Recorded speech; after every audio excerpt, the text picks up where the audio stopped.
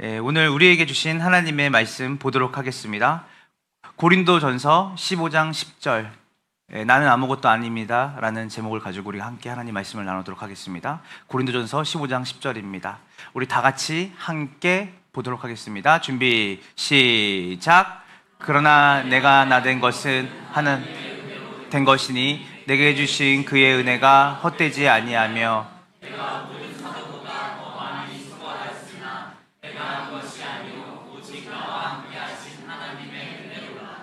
아멘.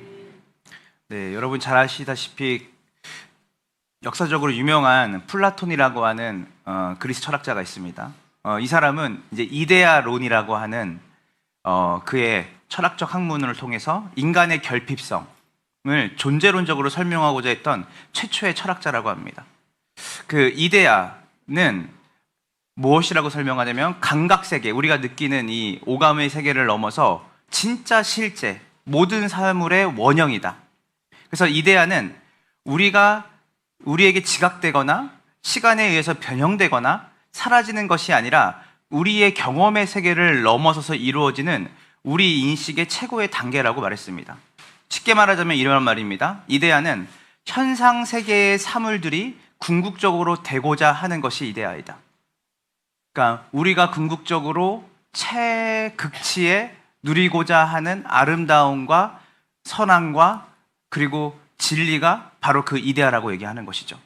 그런데 이 플라톤은 뭐라고 얘기했냐면, 사실 인간의 삶을 보면 이 이데아라고 하는 원형에 비해서 인간의 삶은 형통하지도 않고 고통과 불의 속에 있고 또한 추악한 현실에 놓여져 있는 것을 우리는 볼 수 있는데, 이것은 바로 뭐라고 말하냐면 결국 인간이 도달할 수 없는 그 이데아, 즉 이데아의 결핍이 우리 가운데 삶 속에 있는 고통과 불의 가운데 낙심과 좌절의 삶을 살아갈 수밖에 없다라고 얘기하는 것이죠.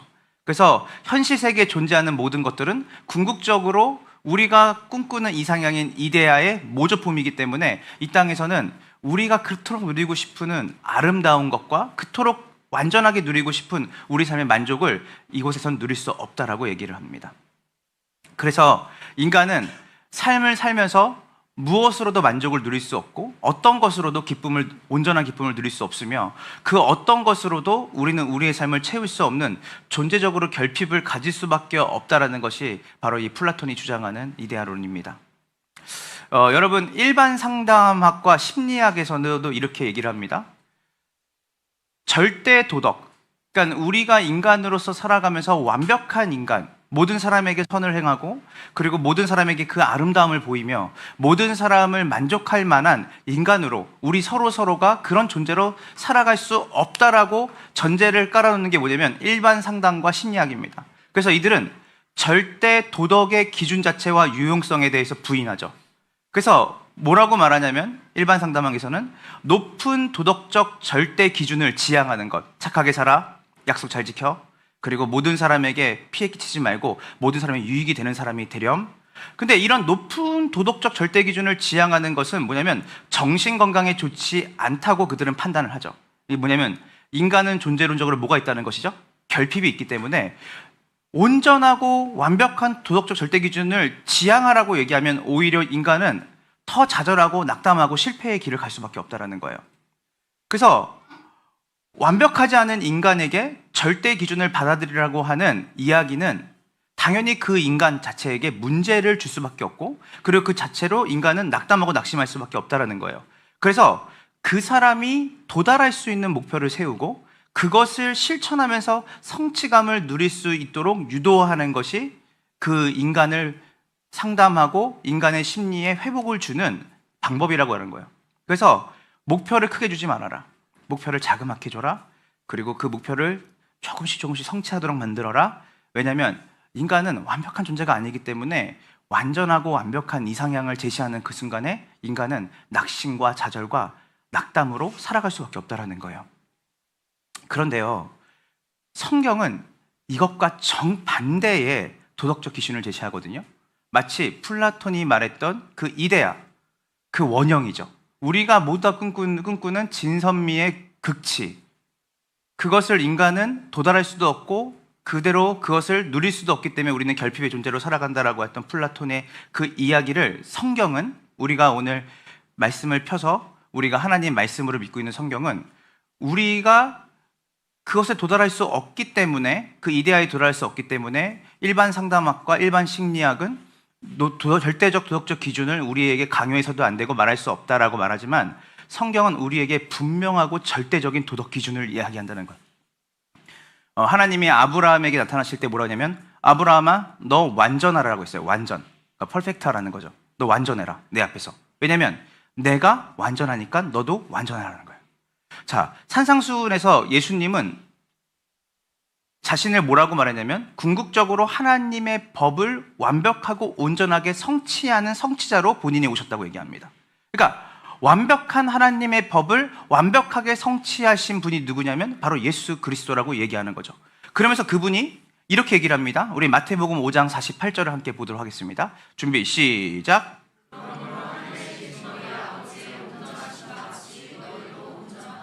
자, 뭐라고 말하냐면 하나님이 온전하신 것 같이 너희도 뭐하라?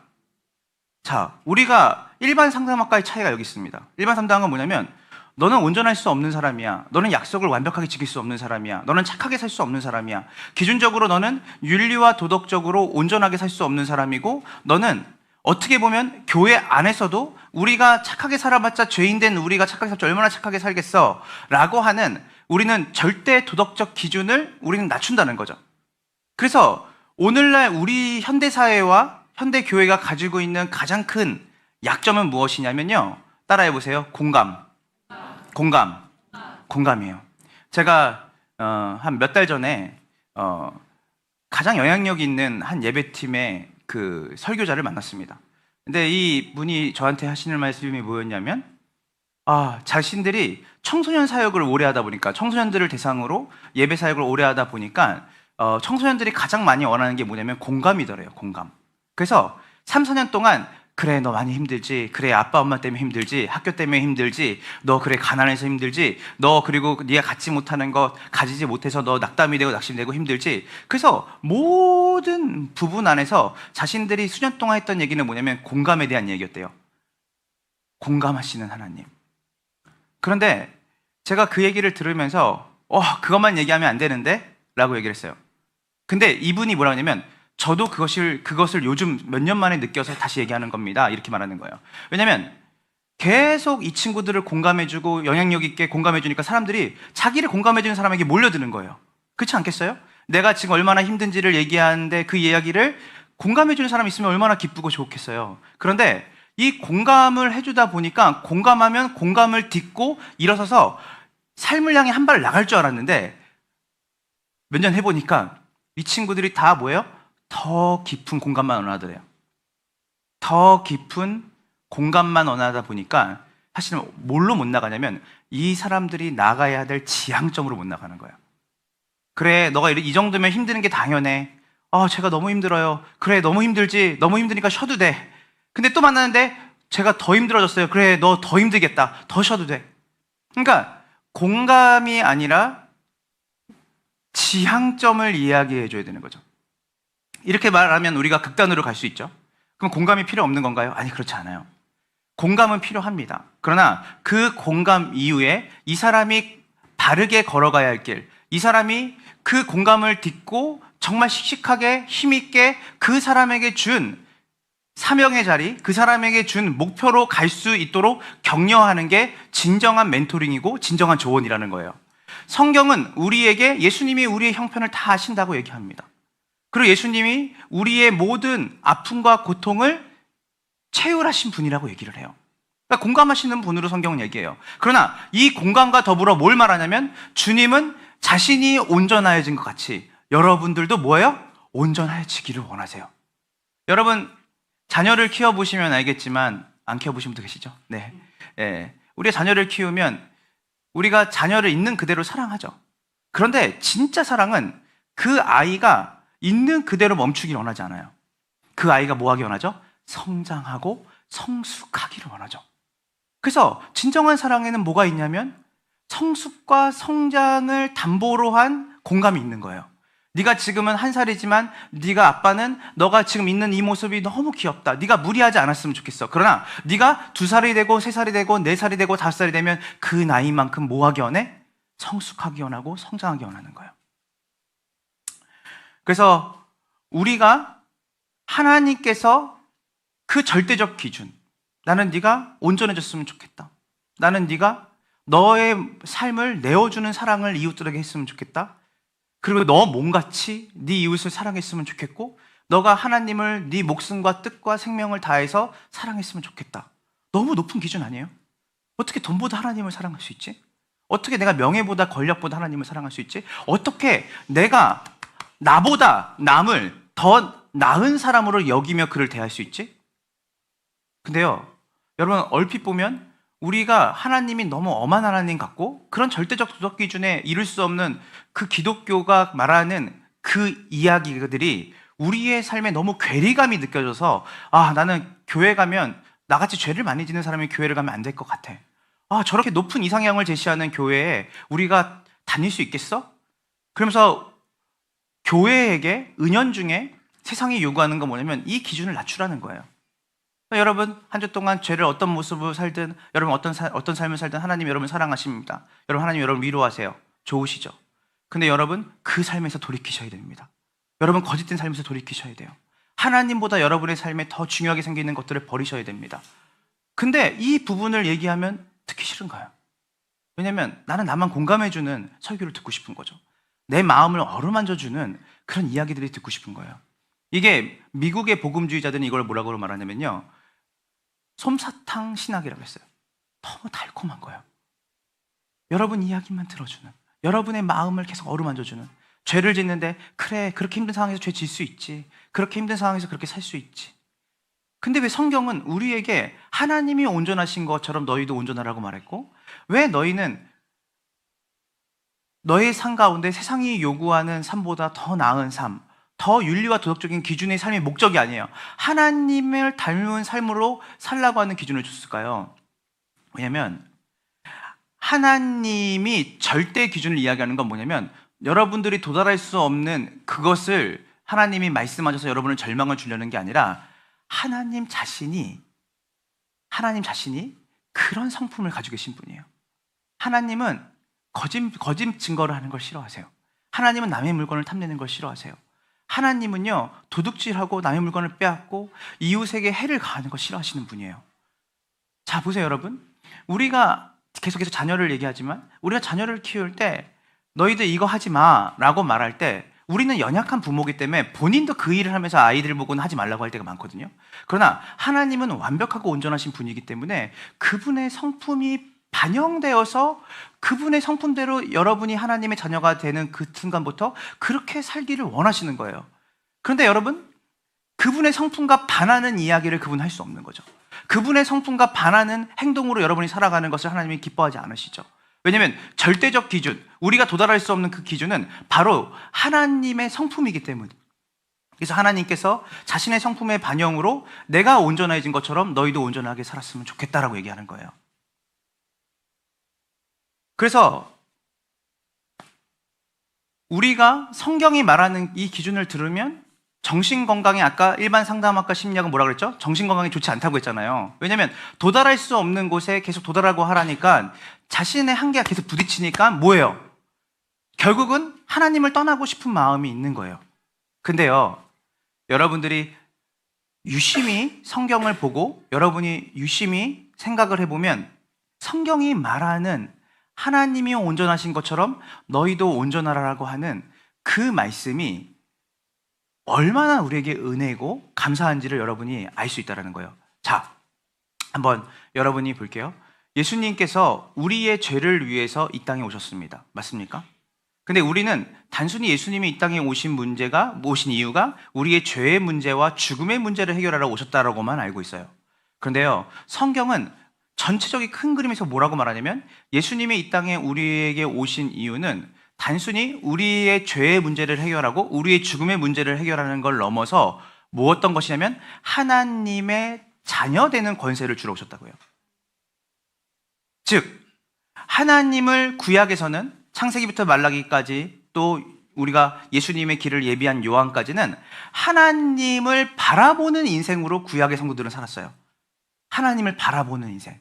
우리를 구원할 메시아, 우리를 정말 참된 만족과 기쁨과 행복과 즐거움으로 또 우리에게 정말 이 죄에 묶인 우리의 삶을 회복해주고 구원해주시는 메시아의 약속을 바라보며 살아가는 사람들이 구약의 사람이었다면, 이제 예수님이 오셔서 십자가에 달려 죽으셨어요. 우리 죄를 위해서. 이제는 우리는 어떤 사람이 되냐면 그 하나님과 뭐예요? 연합된 자, 메인자로 살게 되는 은혜가 있는 줄을 믿으시기 간절히 소망합니다.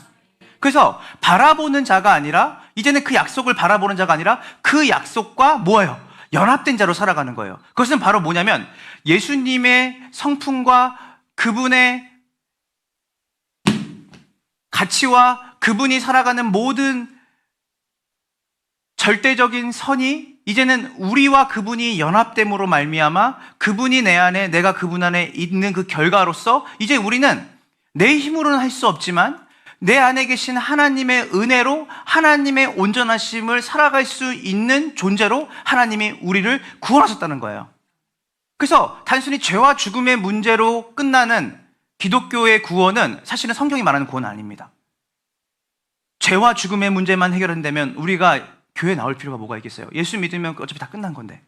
근데 성경은 우리에게 더 큰 약속을 주는 거예요. 뭔지 아세요? 바로 하나님의 자녀로 살아갈 수 있는 삶을 우리에게 허락하신 거예요. 그래서 여러분들은 이전에는 내가 이렇게 살았지만 예수 믿고 난 내가 어떻게, 이제 예수 믿고 난 이후로 내가 어떻게 이런 삶을 살 수 있을까? 바로 뭐냐면 여러분이 죄와 죽음의 문제를 해결하신 예수 그리스도와 여러분이 어떤 자? 연합된 자로 살아가는 복된 존재로 하나님이 여러분을 예수를 믿는다는 결과로 주셨다는 거예요. 자, 그래서 여러분이 예수님의 첫 번째 제자였던, 예수님의 가장 첫선에 꼽았던 제자 중에 한 명이 누구죠? 베드로입니다. 베드로가 항상 이랬던 사람이에요. 예수님 제자 중에서 주님, 모든 사람이 주님을 버려도 저는 주님을 떠나지 않겠습니다. 버리지 않겠습니다. 대단한 사람이죠. 그러니까 예수님을 따랐던 12 제자 중에서 이 베드로처럼 열심을 갖고 자기의 선생님을 따랐던 사람이 없어요. 그래서 베드로는 늘 항상 자기가 예수님을 사랑하는 마음이 늘 최고라고 생각했던 사람이에요. 그래서 항상 주님, 저는 아니죠. 주님, 주님 모든 사람들이 다 주님을 버릴지언정 저는 버리지 않겠습니다. 그 풍랑을 만나는 그 한복판에서도 주님 저를 나오라고 하시면 제가 나가서 그 무리를 걷는 그 믿음을 주님 보이겠습니다. 그만큼 베드로는 모든 제자들 중에서 가장 큰 열심을 가졌던 사람이에요. 근데 여러분, 그 베드로가 그 열심을 한참 가졌을 때 주님이 베드로에게 이렇게 말했어요. 베드로야, 너가 나를 뭐 할 거냐면 나를 배신할 거야. 그러니까 베드로가 배신하기 전에 한참 열심을 부릴 때, 저는 거짓말하지 않고 살아갈 수 있습니다. 저는 정말 사람들에게 저를 내어주는 삶을 살아갈 수 있습니다. 저는 하나님을 내 목숨과 내 생명보다 하나님을 더 깊이 사랑할 수 있습니다. 라고 하는 그 열심을 가질 때 주님이 뭐라고 하냐면, 베드로야, 근데 너가 나를 몇 번 배반할 거냐면 3번을 배반할 거야.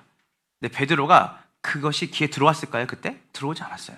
왜냐하면 자기는 충분히 자기의 힘으로 주님을 잘 따라갈 자신이 있었고, 자기는 자기의 힘으로 자기의 능력으로 예수님을 사랑할 수 있다고 믿었던 사람이에요. 그 누구보다. 근데 여러분, 베드로가 어떻게 됐죠? 무너졌어요. 언제 무너졌죠? 자기의 생명을 담보로 잡는, 예수님이 십자가의 형장으로 끌려가기 전에 예수님이 재판을 받을 때 사형 선고를 받는 재판이었죠. 그때 베드로가 예수님을 기다리고 있었습니다. 자기 선생님이니까 몰래 다 도망쳤지만 베드로는 그 열심을 가지고 있던 사람이라 막 따라와서 예수님이 어떻게 예수님의 삶의 결과가 나오는지를 베드로는 그 재판받는 그 주변에 앉아가지고 기다리고 있었어요. 어떤 결과가 나올지. 그런데 누군가가 베드로를 알아본 거예요. 성경을 보니까 거의 우리 사랑이 말한 아이가 10살, 정말 계집애가 한 명이 오더니 당신 예수 따르는 사람 중에 한 명이지 않았어? 근데 베드로가 뭐라고 말했어요? 그 전에 모든 사람이 주님을 버릴지언정 저는 주님을 버리지 않겠습니다 했던 베드로가 잘못 봤다고 했어요. 자기를 잘못 봤습니다. 그랬더니 어디서 본 것 같은데? 당신이 항상 예수 옆에 따라다녔던 사람 아니야? 했더니 베드로가 잘못 봤다고 했어요. 마지막으로 내가 진짜 당신 본 것 같다 했더니 베드로가 진짜 자기의 막 옷을 찢으면서 네가 나를 언제 봤다 그러냐, 나는 내가 죽을지언정 그 예수와 함께 있었던 적도 없고 예수와 내가 다녔던 적이 없다라고 하면서 예수님을 완전 부인했거든요. 자, 여기서 여러분 어떤 좌절이 있었겠어요, 베드로한테? 그렇게 자기가 예수님을 죽을지언정 예수님을 버리지 않겠다고 했고 예수님 위해 살겠다고 했던 베드로가 예수님이 이제 죽음에 넘겨지는, 예수님이 재판을 받고 죽음을 넘겨지는 그 상황과 현장 속에서 자기가 예수님을 3번이나 부인하는, 배반하는 그 일을 해버린 거예요. 그러니까 말과 그 어떠한 사건 속에서 자기가 들어오니까 그 말과 전혀 다른 행동을 해버린 거예요. 근데 그때 누가복음에서는 이렇게 말해요. 예수님이 그 베드로가 부인하고 나서 3번 어린아이한테 나는 몰라 하고 부인하는데 예수님이 묶여가지고 포박당해서 나오시면서, 재판받고 나오시면서 베드로하고 눈을 마주쳤다고요. 예수님 눈과 베드로의 눈이. 저는 어떤 눈빛이 오갔는지 모르겠어요. 그래서 닭이 울었죠. 성경 전체를 보면. 근데 베드로가 예수님이 하셨던 말이 기억이 났어요. 네가 닭이 울기 전에 너가 나를 3번을 부인하게 될 거야. 근데 베드로가 절대 그런 일 없다고 했거든요. 근데 자기가 그 일을 하고 나서 닭이 우니까 자기가 몇 번 부인했어요. 3번 배워는 거예요. 자, 그러면 여러분 어때요? 면목이 있어요, 없어요? 없겠죠. 그런데 예수님이 십자가에 달려 죽으시고 부활하시고 나서 찾아갔던 사람이 누구냐면 빌라도가 아니라 헤롯 왕이 아니었어요. 그 당시에 권세자들이 아니었어요. 베드로에게 가십니다. 그리고 베드로에게 이제 물어요. 자, 우리 요한복음 21장 15절부터 17절을 보겠습니다. 준비, 시작. 그들이 조반을 먹은 후에 예수께서 시몬 베드로에게 이르시되 요한의 아들 시몬아 내가 이 사람들보다 나를 더 사랑하느냐 하시니 이르되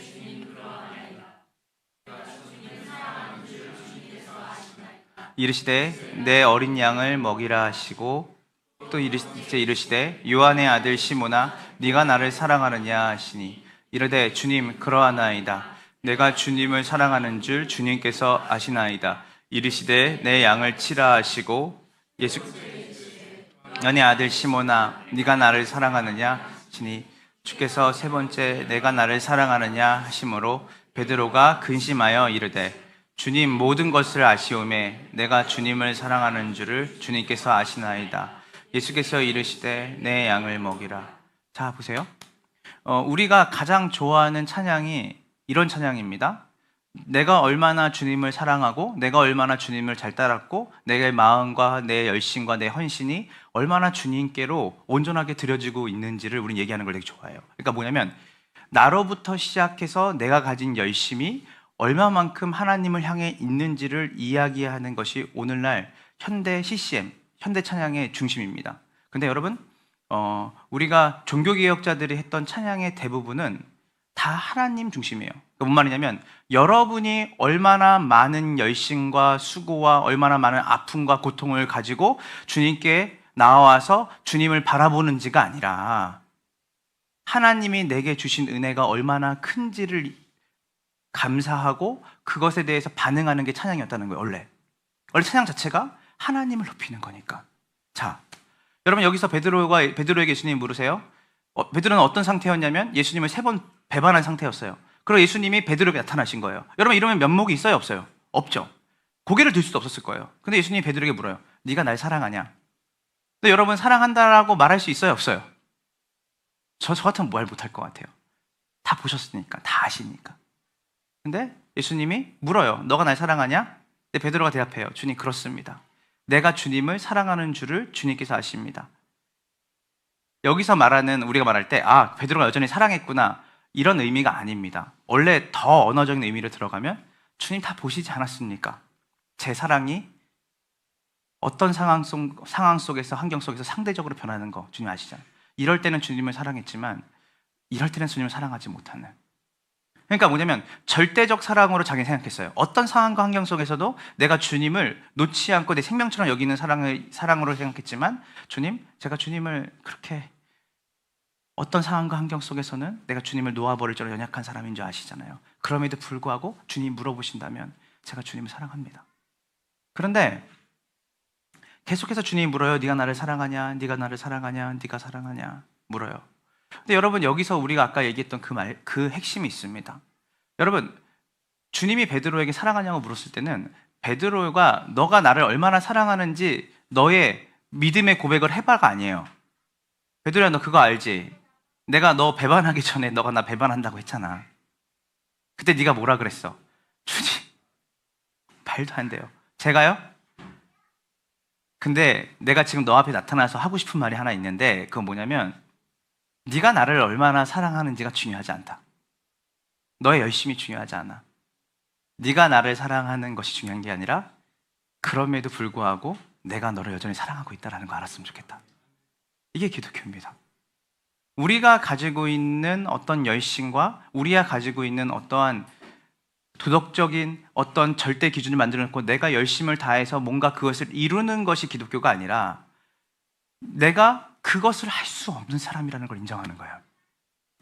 나는 주님, 제 입에서는 진실보다 거짓이 많이 나오고 내가 실제적으로 행동하는 것보다는 행동할 수 없는 것을 자녀들에게 요구하고 실제로는 내 삶을 돌아봤을 때 선한 것이 하나도 없는 사람이며 저는 제 안에서 선을 이룰 수 있는 힘이 제 안에 아무것도 없는 사람입니다. 네가 나를 사랑하냐? 그전에는 주님, 모든 사람이 다 주님 앞에 모여서 많은 사람들이 주님을 사랑한다 말해도 제 사랑이 가장 클걸요? 저를 보세요. 제가 얼마나 사랑하는지. 그런데 베드로가 뭐가 일어난 거냐면 자기가 깨어지는 경험을 한 거예요. 자기가 자기 자신을 부인하는 자리에 가게 된 거예요. 여러분,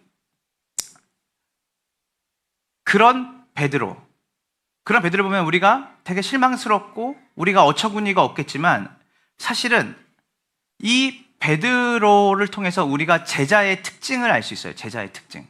여러분, 우리는 다 예수님이 제자거든요. 예수님을 따르는 사람들이에요. 그러면 제자의 특징을 볼 때 우리는 이전까지 뭐예요? 예수님의 완벽함과 완전함을 내가 열심히 노력해서 따라가서 나도 주님의 완벽함과 완전함을 향해 나도 가야지.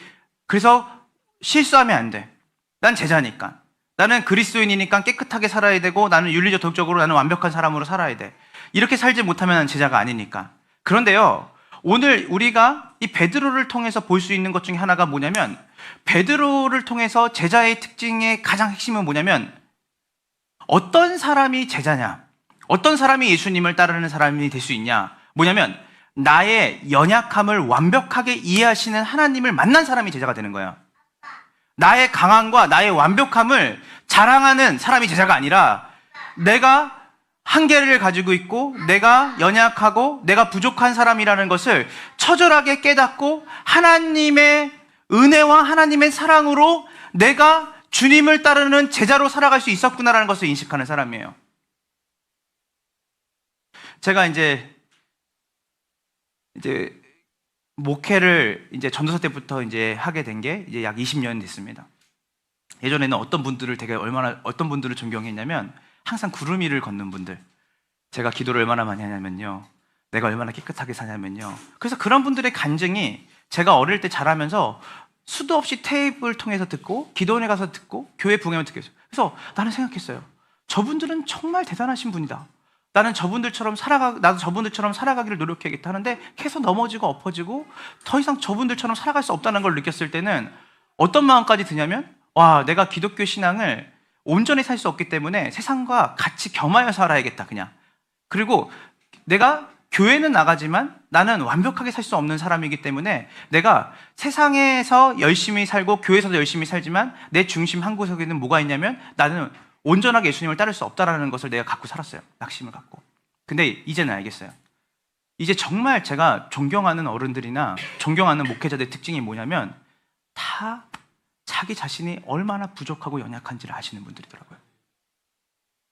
그래서 당신이 가지고 있는 어떤 열심과 위대함과 자기가 가지고 있는 어떠한 적극적인 사고방식으로 내가 얼마나 깨끗하게 살고 내가 얼마나 대단하게 사는 것이 아니라 나는 늘 하나님이 없으면 세상 그 어떤 것보다 더럽고 추악한 죄인으로 살 수밖에 없는 자임을 인식하는 분들.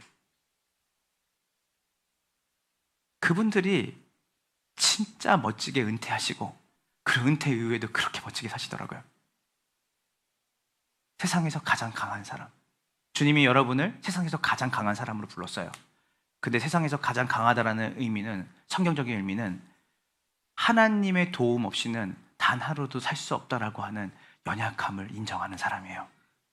자신의 연약함을 인정하니 그 연약함을 가지고 하나님께 나가니 하나님이 강함 되어 주시는 거예요.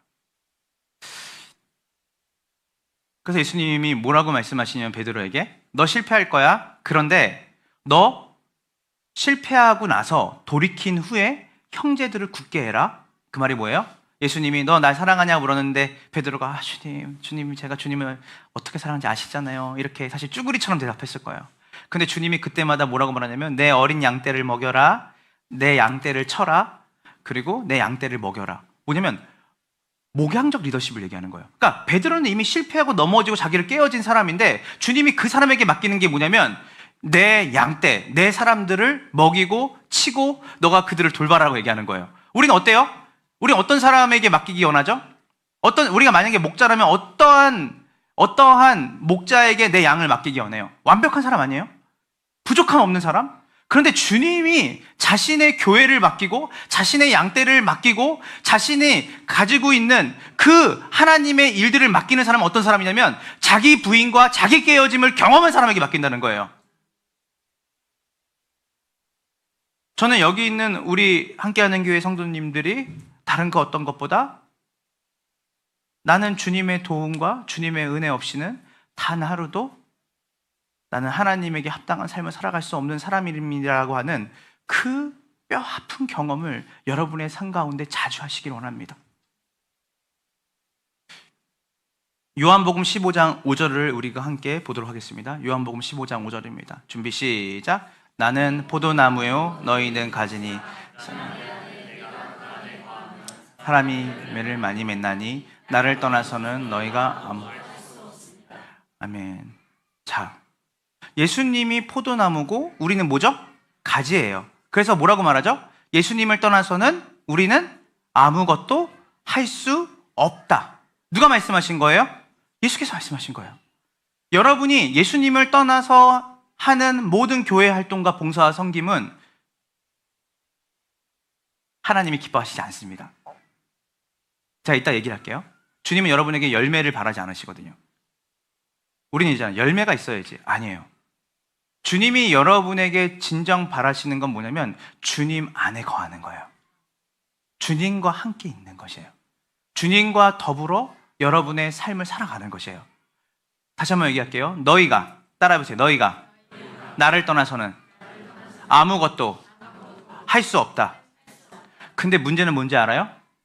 아무것도 할 수 없다라는 것을 부인하고 아무것도 할 수 없다가 아니라 주님이 없어도 나는 설교할 수 있고 주님이 안 계셔도 나는 교회 봉사할 수 있고 주님과 붙어있지 않다고 느껴도 내가 전도할 수 있고 주님과 붙어있지 않아도 내가 열심히 뭔가를 할 수 있다라고 하는 사람이 문제인 거예요. 여러분 다이소에 가면 모조, 크리스마스 때가 되면 여러분 가짜 트리가 난무하거든요. 엄청 많아요. 근데 여러분 그 트리는 살아있는 거예요? 안 살아있는 거예요? 살아있지 않아요. 어쩌면 우리의 삶 가운데 내가 맺는 열매가 주님과 아무 상관없는 열매일 수 있어요. 그래서 우리가 주님 안에 거하지 않으면 아무것도 할 수 없다라고 하는 말. 사실 여러분들은 이미 예수 그리스도를 믿고 그분 안에 거해 있는 사람들이죠. 믿으십니까? 그러나 그것을 머리로 아는 것과 실제 내 삶에 그것을 체화시키고 육화시켜 살아가는 건 달라요. 오늘도 아침에 눈을 떴을 때 예배를 올 때 주님 한 주 동안 내가 주님과 붙어 있어서 주님과 연합되어서 오늘 이 시간 주님이 원하시는 그때에 내가 예배당에 내 발걸음을 옮길 수 있게 하시니 감사합니다. 내 힘이 아니라 주님이 한 주 동안 여러분의 모든 것을 지켜주신 것이죠. 그리고 여러분의 마음에 하나님이 이 교회 예배당에 발걸음을 옮길 수 있도록 은혜를 주신 것이죠. 우리의 힘이 아니에요. 주님이 하시는 거예요. 제가 이제 10년 전에 어떤 교회로 이제 부임하러 갈 때, 제가 잘 맡아보지 않았던 그 연령대로 이제 제가 이제 교육자로 갔고, 그리고 거기는 제가 여태까지 있던 그런 어떤 지역이 아니었어요. 근데 거기를 가는데 일단은 그쪽 교회는 저에 대해서 너무 기대를 가지고 계시는 거예요. 진짜 우리 오 목사님 오시면 진짜 우리 여기가 살 거고 막 회복될 거고. 그래서 진짜 많은 기대를 받았는데 괜찮았어요. 근데 내려가기 전날에 가만히 있는데 갑자기 설교를 준비하는데 부담이 막 몰려오는 거예요. 왜냐면 그 사람들의 기대와 그 사람들이 가지고 있는 저에 대한 생각을 제가 충족시키고 싶었던 거죠. 근데 하다 보니까 설교도 잘 준비가 안 되고 이러다가 그 기대에 차서 나를 불렀던 거기 나이 연세가 지긋한 담임 목사님께 너무 미안할 것 같고, 내가 실제로는 겉으로 눈에 보여지는 것보다는 별 볼 일 없는 사람인데 내가 거기에 가면 내 삶을 오픈하고 노출하는 그런 일들이 그 교회에 많을 텐데 내가 과연 그 기대에 만족하면서 내가 거기서 목회를 할 수 있을까? 그리고 나서 이제 당일이 됐는데도 마음이, 한 달 전에 그 제의를 받을 때 자신감은 온데간데 없고 내 마음에 어마어마한 걱정거리가 막 이만큼 들어오는 거예요. 근데 그때 제가 하나님 어떡하죠? 제가 어떠한 태도로 어떠한 전략을 가지고 그 교회를 가야 제가 잘할 수 있을까요? 그때 주님이 저한테 주신 전략과 태도는 뭐였냐면 이거였어요. 나는 포도나무요, 장서가 너는 가지다. 너가 내 안에 머물러 있고 내가 너 안에 머물러 있으면 너는 많은 열매를 맺을 거야. 이거 하나만 알아라. 너가 나를 떠나서는 아무것도 할 수 없다. 모든 게 명쾌해졌어요. 저는 설교를 하지만 어떤 성도님들이 이래요. 목사님, 오늘 설교를 통해서 제 삶에 많은 문제가 해결됐습니다. 저는 되게 원론적인 얘기를 했는데 이분의 나중에 얘기를 들어보니까 너무 복잡한 문제들이 너무 많은 거예요. 근데 어떻게 그게 말씀으로 해결됐지? 근데 저는 그때 살아있는 하나님의 말씀을 살면서 여러 번 경험했지만 그때 가장 크게 경험했어요. 내가 여태까지 걱정했던 모든 부분들이 내가 예수님께 붙어 있으면 되는구나. 내가 그분 안에 거했다는 것을 믿고 그분과의 신뢰와 사랑의 관계에 들어가는 것만 집중하면 되겠다. 그렇게 해서 거기서 7년을 사역을 했는데요. 저는 너무 꿈과 같이 사역을 했어요. 우리 설립 예배 때 오셨던 이제 유기성 목사님이, 선한목자교회 유기성 목사님이, 제가 목사님 목회가 언제까지 힘드셨고 언제까지 좋으셨어요? 했더니 목사님이 50대 초중반까지는 너무 힘들었대요. 그래서 왜요? 했더니 너무 본인의 힘으로 목회를 하셨대요.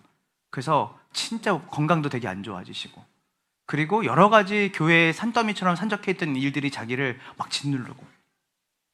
근데 그러면 언제부터 목회가 그러면 괜찮으셨어요? 했더니 나는 죽고 예수로 살 때, 내가 예수님을 철저하게 의존하고 그분을 바라보기로 결정하고 그분과 동행하기로 내가 생각할 때, 그때부터 모든 영역들 안에서 자기가 잠시 잠깐 힘들 수는 있지만 거기에 하나님이 그 문제를 자기를 통해 해결하신다는 것을 경험을 지금까지 했다는 거예요. 저는 여기서 여러분들이 가지고 있는 많은 문제들과 많은 염려들이 있다고 생각이 듭니다.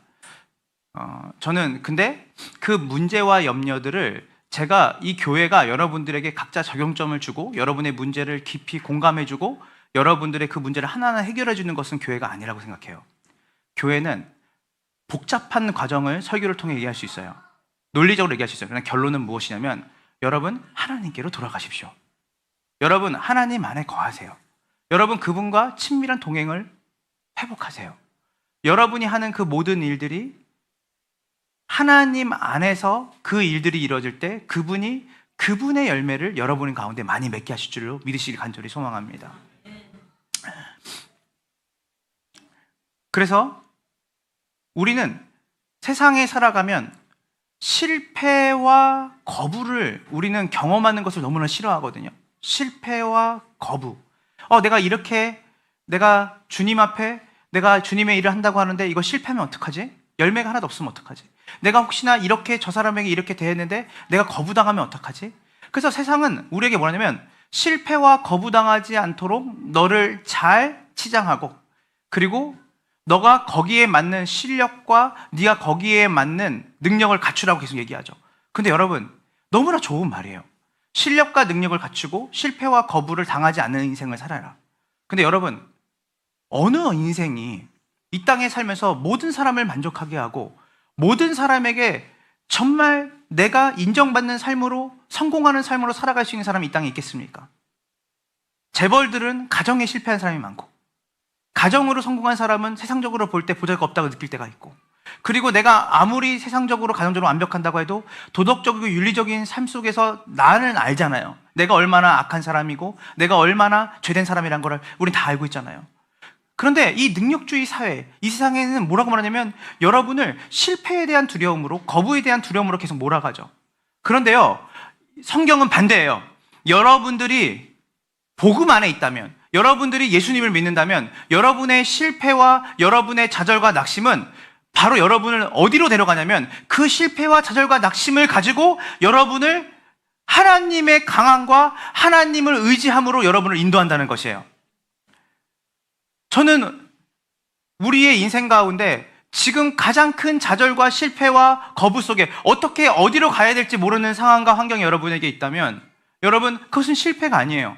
내가 이 나이 먹도록 나는 내 인생을 내가 어떻게 이렇게 살았지? 실패가 아니에요. 왜냐하면 여러분들이 그 실패와 좌절을 통해서 자기 깨어짐과 자기 부인을 통해서 뭘 보는 거냐면 나를 놓지 않으시고 나를 붙들고 가시는 하나님의 은혜에 기댈 수 있는 절호의 찬스가 바로 지금 이 순간 이때라는 것이에요. 그래서 복음은 실패를 자기 깨어짐과 연결시켜요.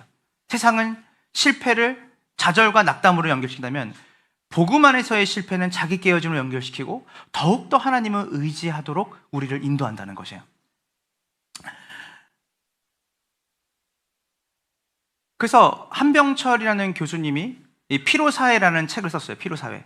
예, 제가 되게 얇은 책이더라고요. 제가 사서 읽어보니까. 근데 피로사회에서 이렇게 말합니다. 오늘날 세상은 내가 할 수 있다라는 생각으로 자기 착취의 단계까지 자신을 몰아간대요.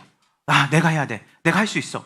그 자기 착취까지 몰아가요. 그래서 오늘날의 모든 사람의 뿌리에는 뭐가 있냐면 성공을 통해 더 나은 자신이 되어야 한다는 강박관념이 그들 가운데 있다는 거예요. 여기에 기독교의 복음이 복음될 수 있는 거예요. 여러분이 어떤 거 하나 증명하지 않아도 돼요.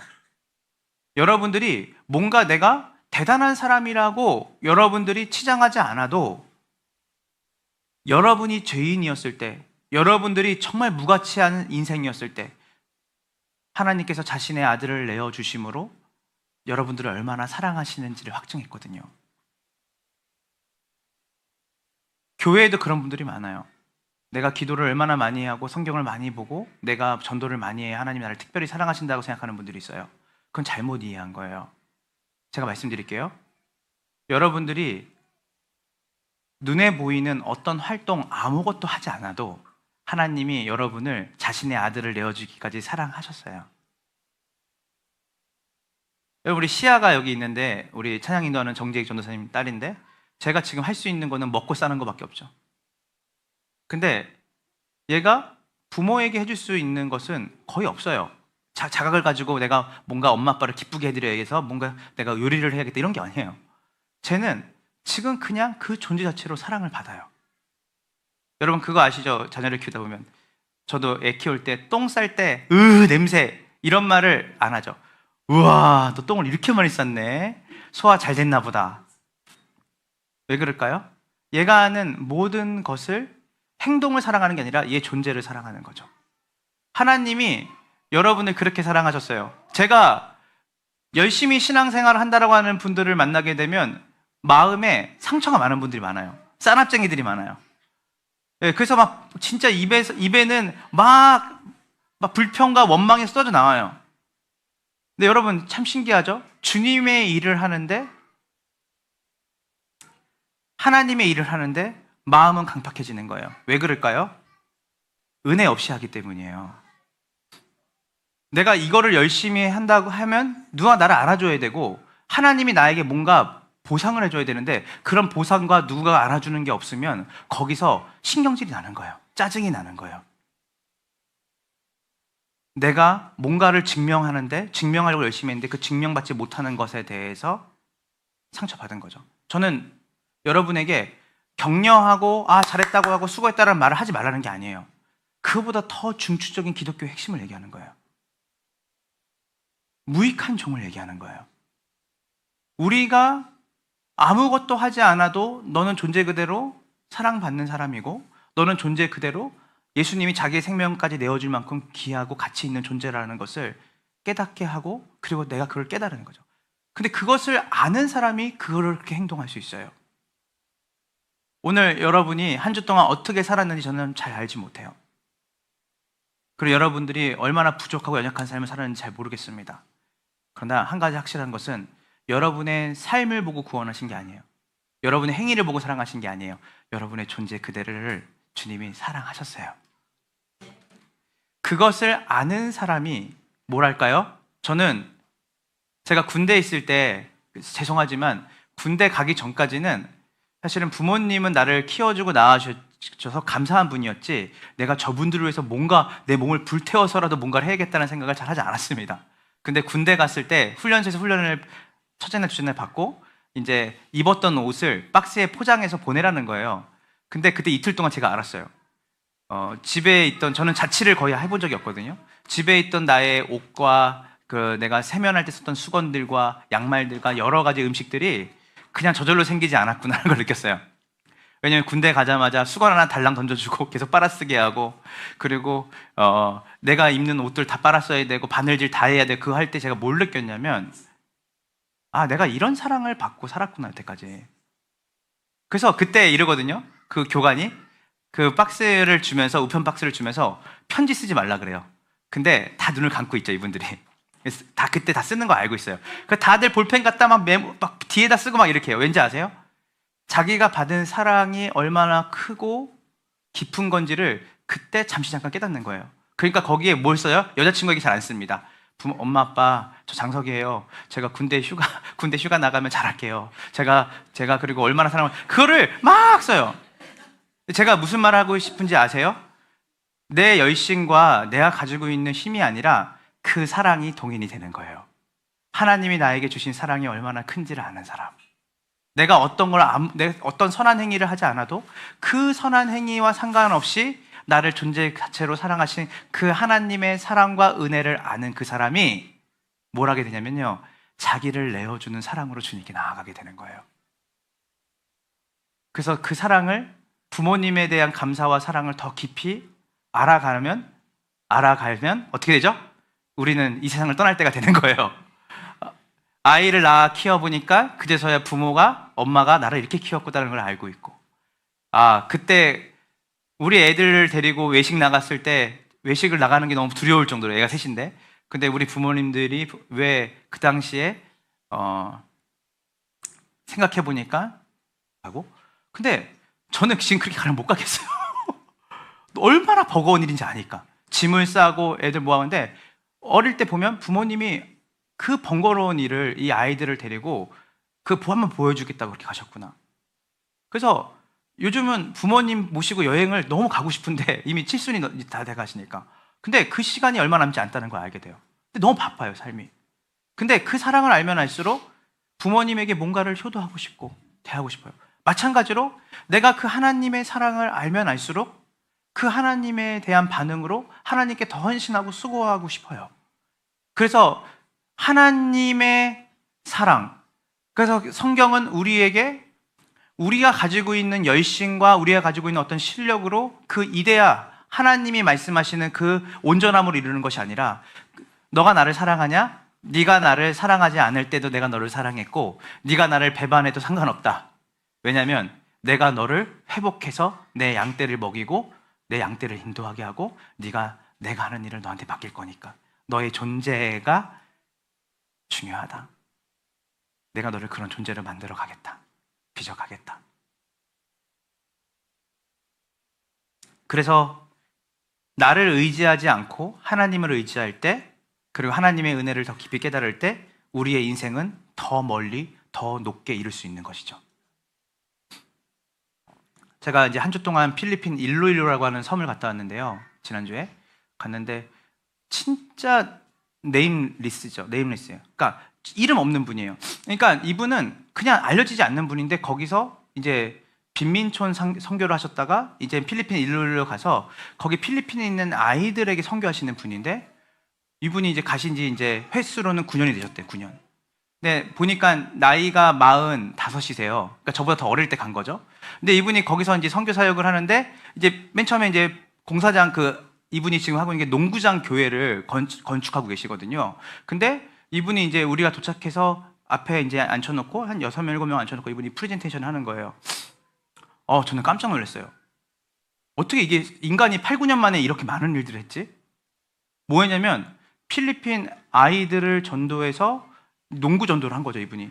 농구팀을 만들고 그 농구팀에 또 농구 잘하는 애들을 뽑아서 코치로 세우고 또 이 농구를 통해서 축제를 열어서 3,000명, 4,000명 사람들을 1년에 3, 4번씩 초청을 하고 농구를 리그전으로 하게 하고 그리고 이 아이들이 이제 코치를 이제 하게 되니까 필리핀은 일자리가 많지 않으니까 하게 되면 먹을 게 이제 얘들이 이제 그런 수입이 없으니까 푸드트럭을 만들어서 그 푸드트럭을 통해서 이 아이들이 생활비를 받게 하고 또 그리고 국공립학교에 들어가서 그 수업 정규 과정을 카톨릭 고등학교 들어가서 수업 하나를 들어가서 성경을 가르칠 수 있는 권리를 6, 7년 동안 그 학교 운동장에서 애들을 보고 애들에게 신발을 신겨주고 애들 먹을 거 주고 그러니까 말도 안 되는 지금은 1300석의 농구장 교회를 이분이 건축하고 계시는 거예요. 제가 이랬어요. 아니 이거는 제가 들으면서 이랬어요. 이건 사람이 할 수 있는 일이 아니다. 그랬더니 그 목사님, 사모님이 처음 성교사 오셨을 때 기저귀 값이 없으셨대요. 애들 기저값이 없었대요. 기저귀 값이 없어가지고 그리고 차도 4년 동안 없으셔가지고 없이 4년 동안 선교지에서 4년 동안 차가 없다는 건 놀라운 거거든요. 애들 2명인데 그렇게 크지도 않아 애들이. 근데 그 일을 한 거예요. 근데 이분한테 제가 물어봤어요. 이분이 어떻게 이렇게 놀랍게 일을 할까? 근데 이분이 막 그 얘기를 이제 잠깐 듣고 이제 PPT를 통해서 이제 이분이 어떻게 그렇게 놀라운 사역했는지 알았어요. 어떻게 이분이 그렇게 헌신적으로 9년 동안 살았는지 알았어요, 제가. 이분이 뭐라고 말하냐면 저하고 이 필리핀 자기가 전도해서 지금 코치가 된 애들 중학교 때 만났던 애들이 이제 20살 넘은 거죠, 애들이. 그런 애들이 한 8명 있더라고요. 벌써. 근데 저희는 아침 7시 반에 이 센터에 모여서 10시까지 360일 한 번도 빠짐없이 기도한대요. 2시간 반을 늘 기도한대요, 하루에. 7시 반에 모여서 10시까지. 그래 돼 있어요. 그거 어떻게 배웠어요? 자기를 파송한 김포 순복음교회가 그렇게 사역자들을 훈련시켰대요. 7시 반부터 10시까지는 모든 사람들이 기도하는 거예요. 그래서 하나님, 거기 기도가 이거예요. 하나님, 저는 힘이 없습니다. 하나님 도와주세요. 하나님 저에게 은혜를 주세요. 그랬더니 이 필리핀 애들도 7, 8년 동안 그렇게 훈련을 받으니까 얼굴이요. 우리 다 그랬어요. 얼굴이 건치 아시죠? 건치. 이병헌만 건치 있는 줄 알았는데 다 건치가 있더라고. 그 얼굴과 웃음이 행복이 말로 표현 못해요. 제가 그때 봤어요. 우리가 기도는 기댐이고 기도는 하나님을 의지하는 거거든요. 우리의 삶에 하나님을 기대고 하나님의 은혜를 우리가 바라는 우리의 삶이 없구나. 그러니까 내 힘으로 살아가는 것이구나. 그러니까 내 힘으로 뭔가를 이루어내면 그것이 누군가가 알아주지 않으면 불편한 거예요. 그런데 기도하는 사람들의 특징이 뭐냐면 그 하나님 말씀을 깊이 보고 하나님 말씀 묵상하는 사람의 특징이 뭐냐면 진짜 기도와 말씀에 전무한 사람들은 뭐냐면 말씀주의나 기도주의가 중요한 게 아니에요. 정량이 중요한 게 아니라 말씀과 기도를 통해서 하나님을 깊이 매일같이 만나는 사람들의 특징이 뭐냐면 이거 내가 한 게 아무것도 없구나. 하나님이 하셨구나라는 것을 그냥 입 바른 소리가 아니라 그의 전 삶의 고백으로 드려지는 거예요. 삶에서. 말씀을 마무리합니다. 여러분, 사도 바울, 우리 바울이 총 13권의 성경을 썼습니다. 근데 바울이 그 성경 어디에도 누군가와 자신을 비교하면서 자기를 말한 구절들이 거의 등장하지 않아요. 누군가 비교해서 저 사람은 저렇고 난 이렇고 이런 비교는 없어요. 그런데 한 3군데 정도의 누군가와 자신을 비교한 대목이 있어요. 제일 먼저 고린도전서 15장을 보면요. 우리 15장 9절을 한번 빨리 읽어볼게요. 고린도 15장 시작.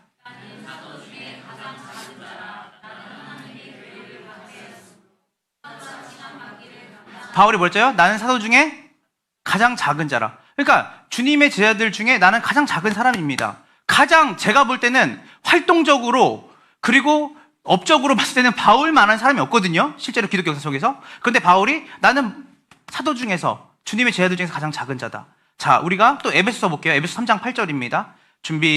에베소 3장 8절 준비 시작. 자, 보세요. 이번에는 아까는 사도들이었잖아요. 지금 뭐예요? 모든 성도예요. 그러니까 뭐냐면 이 땅에 있는 모든 교회들의 성도들 중에서 내가 저 어린아이들보다, 저 새신자보다 더 작은 자입니다 라고 얘기한 거예요. 여러분, 이거는 진짜 놀라운 거예요. 교회의 지도자인 바울이 모든 교회, 이 땅에 함께하는 것뿐만 아니라 이 땅에 있는 전 세계에 있는 교회를 다 합해도 저보다 작은 사람이 없습니다 라고 얘기한 거예요. 자, 디모데전서 1장 15절입니다. 준비 시작.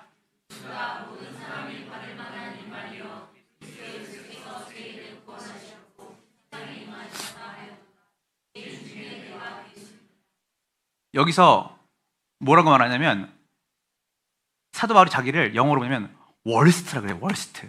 그러니까 뭐냐면 자기가 최악 중에 최악이라고 말한 거예요. 모든 사람 중에 나는 죄인을 말한다면 나는 죄인 중에 죄인이고 죄인 중에 죄인이다.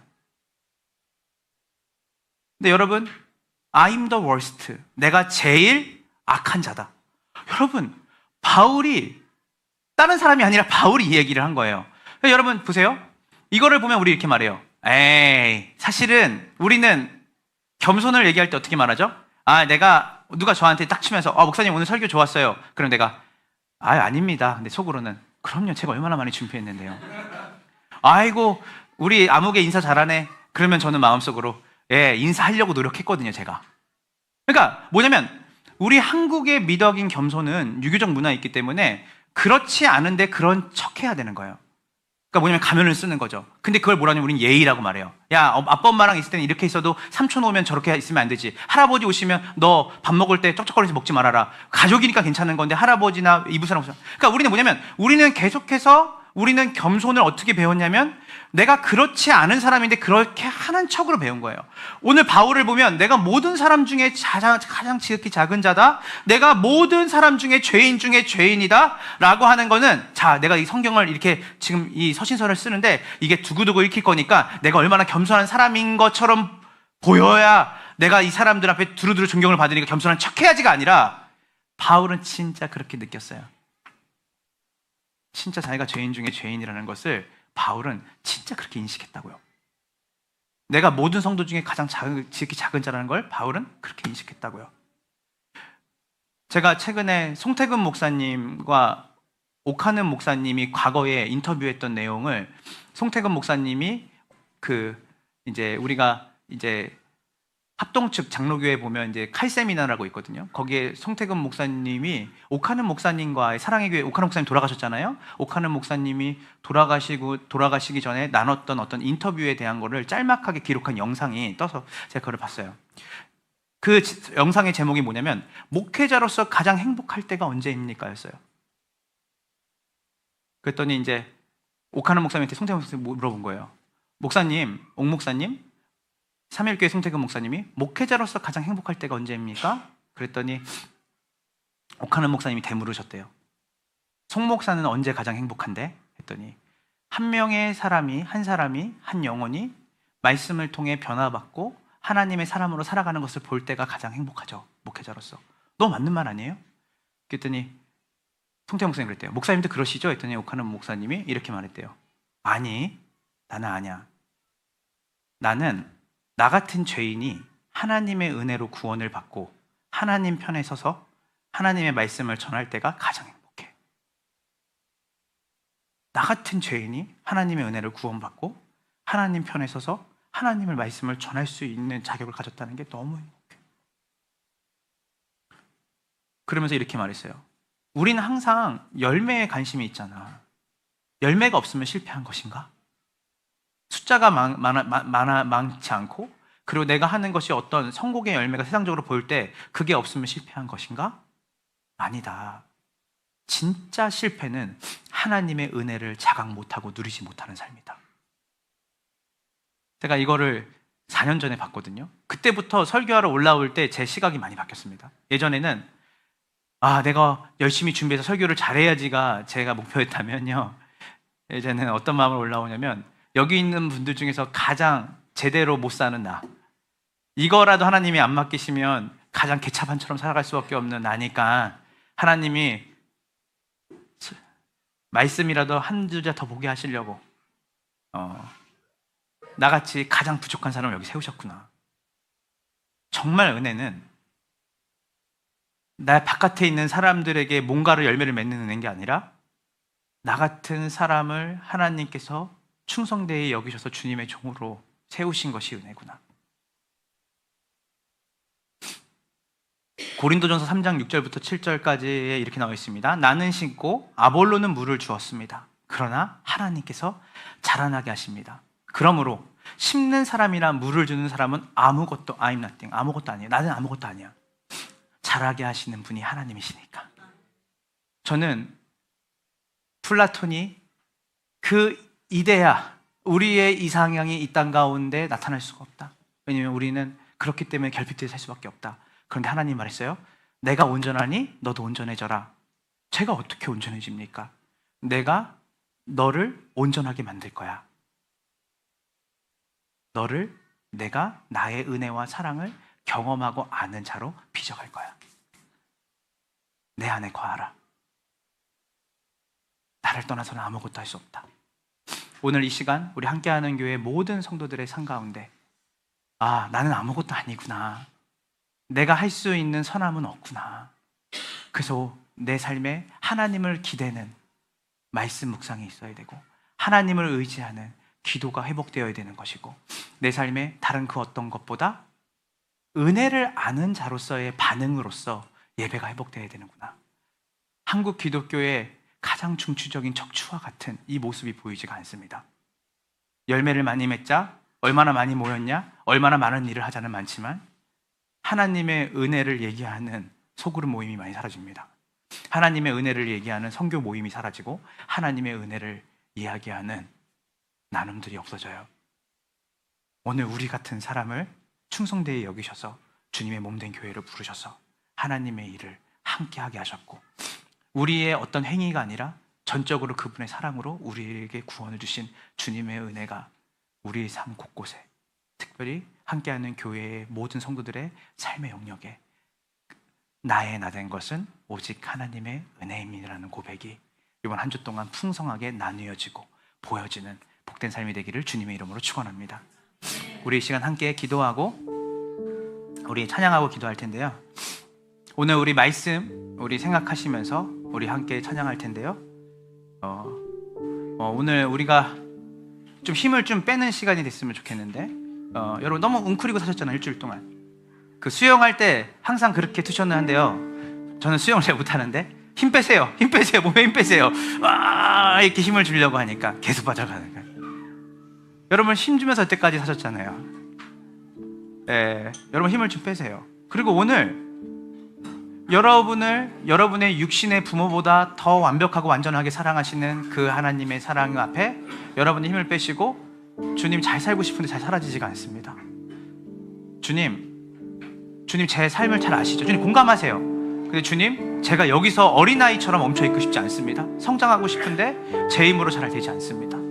좋은 부모가 되고 싶고 또 좋은 성도로 또 좋은 하나님의 제자로 살고 싶은데 베드로처럼 모든 사람이 나를 버릴지언정 모든 사람이 주를 버릴지언정 전 주님 버리지 않겠습니다 했는 그 열심히 있었던 한때의 젊음과 한때의 신앙의 격동기 내 안에 막 그 열정이 있는 파워가 있을 때가 있었는데 지금 보니까 손에 하나도 없습니다. 이제 나 같은 걸 하나님이 쓰시겠나. 내가 나 같은 사람이 정말 누군가를 위해 내 걸 내어주는 삶을 살 수 있겠는가. 여러분 그때가 시작이에요. 주님이 찾아오시는 시간이에요. 장서가 네가 나를 사랑하느냐? 주님 다 보셨잖아요. 제가 그때는 얘기할 수 있었지만 지금은 아닙니다. 근데 그거 알지? 너가 나를 사랑하는 게 중요하지 않다 얘야. 그때나 지금이나 어김없이 내가 너를 지금도 사랑하고 있고 너가 나의 사랑을 온전히 아는 자로 나의 몸된 교회를 섬길 때까지 내가 너와 함께 있겠다. 그래서 오늘 이 시간 우리 함께 우리 말씀 기억하면서 곡조 있는 찬양으로 주님께 우리 올려드립시다.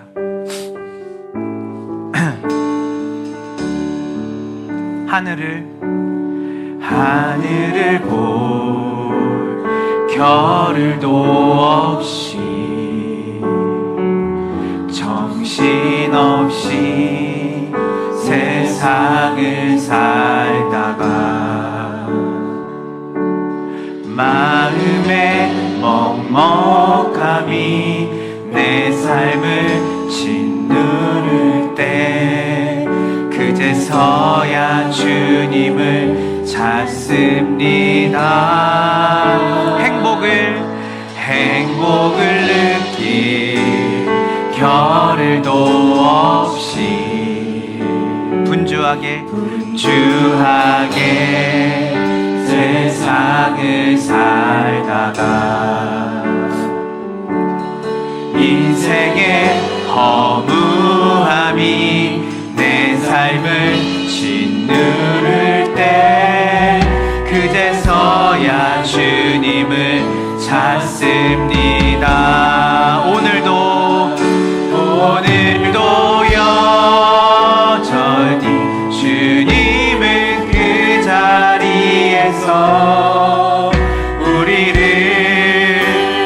끊임없이 돌보시는데 부족한 내 영혼을 아직도 갈 길을 모릅니다. 내게 믿음 주소서. 내 연약한 마음 돌보소서.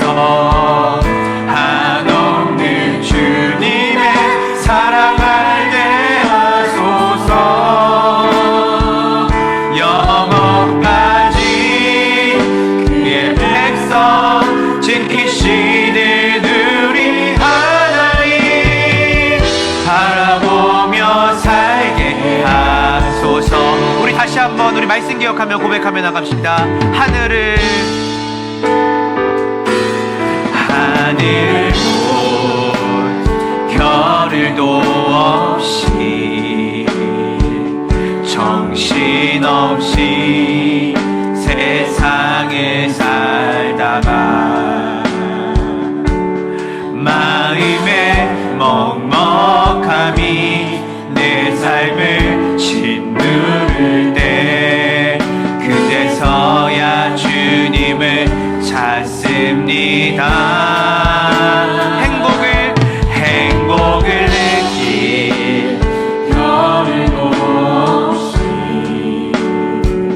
분주하게 세상을 살다가 인생의 허무함이 내 삶을 짓누를 때 그제서야 주님을 찾습니다. 오늘도 여전히 주님은 그 자리에서 우리를 끊임없이 돌보시는데 부족한 내 영혼을 아직도 갈 길을 모릅니다. 내게 믿음 주소서. 내 연약한 마음 돌보소서.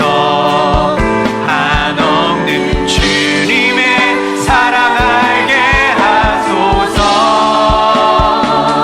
영원까지 그의 백성 지키시는 우리 하나님 바라보며 살게 우리 내게 믿음 주소서. 내게 믿음 주소서. 내 연약한 마음 돌보소서. 한없는 주님의 사랑 알게 하소서. 영원까지 그의 백성 지키시는 우리 하나님 바라보며 살게 하소서. 우리 목소리로 내게 믿음 주소서. 연약한 마음 돌보소서. 주님의 사랑 알게 하소서. 영원까지 그의 백성 지키시는 우리 하나님 바라보며 살게 하소서. 우리 이 시간 딱 한 가지만 기도할 텐데요. 여러분, 이사야하고 로마서에 이렇게 얘기 나옵니다. 이사야 선지자가 하나님을 떠나고 하나님을 버리고 하나님 곁을 떠난 이스라엘을 향해 하나님께서 종일토록 손을 펴고 그들을 향해 기다리셨다고요. 오늘 이번에 만났던 한석 선교사님이 필리핀 성경에 이런 말씀 하시더라고요. 목사님, 하나님은 늘 우리에게 회복과 은혜를 주시기를 원하신다는 거예요. 그래서 뭐라고 말하냐면, 사람들은 보통 기도를 들어가면 5분 10분 하면 오늘 기도 안 된다, 하지 말아야겠다 생각했다는 거예요. 근데요, 무조건 1시간만 하나님과 골방에 들어가서 하나님 저에게 은혜를 주세요, 하나님 긍휼을 베풀어 주세요, 그러면 자기가 말하는 거예요. 그 공간과 그 시간만 확보되면 다 회복될 수 있대요. 왜냐하면 하나님이 우리를 향해 손을 내밀고 있기 때문에. 근데 사람들이 너무 바쁘대요. 너무 분주하대요. 그 시간을 확보할 시간이 없대요. 그러면서 이렇게 말해요. 거기 아이들이 왔더라고요. 대안학교 아이들이. 근데 그 아이들이 거기 선교지에 있는 애들 50-60명을 데리고 밥도 먹이고 애들이 찬양 인도도 하고 다 하는 거예요. 제가 물었어요. 어떻게 아이들을 선교할 수 있죠? 저 아이들은 오기 전에 한 달 전부터 1시간씩 하나님 앞에 나가 기도하는 훈련을 받았다는 거예요. 기도의 양이 말하는 게 아니라 하나님을 만날 시간이 우리에게 너무 없어요. 그 하나님을 만나야 우리가 은혜를 경험할 수 있어요. 하나님을 만나야 하나님이 우리에게 원하시는 그 사랑으로 세상을 품을 수 있는 것이에요.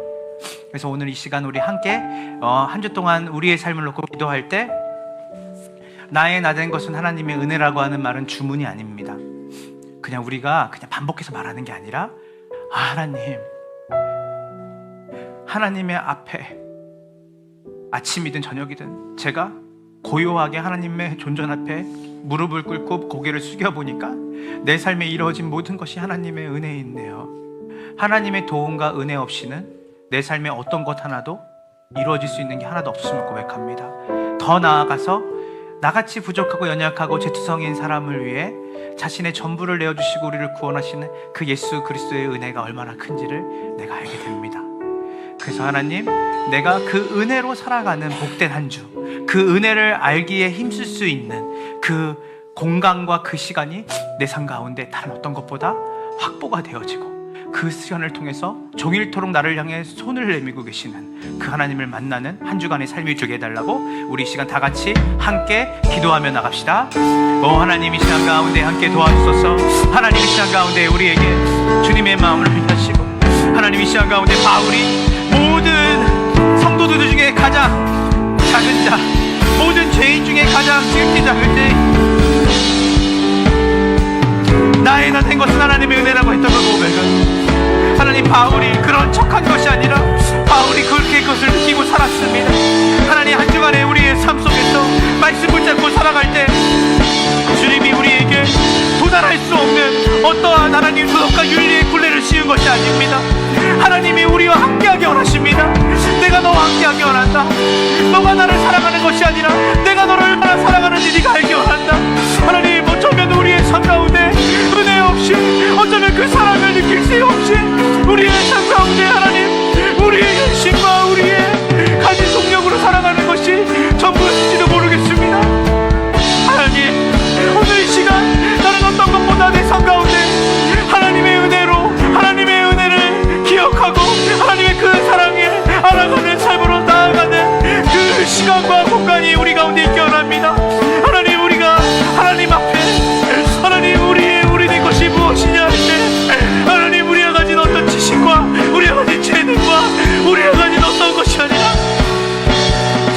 우리를 위해 내어주시는 하나님의 은혜와 사랑과 하나님의 성실하심이 하나님 우리를 구원하셨고 우리를 인도하셨음을 알게 하여 주소서. 하나님, 눈을 감았던 자들이 눈을 뜨게 하시며, 하나님, 길을 막고 서 있던 자들이 길을 열고 주님의 음성에 반응하고 주님을 보게 하시며, 주님을 닫혀있던 지명들이 마음을 열고 한 주간 살아가면서 주님의 도움과 은혜 없이는 살아갈 수 없는 자임을 주님 깨닫고 고백하는 주님 건강한 자절이, 하나님께 달려갈 수 있는 건강한 자절이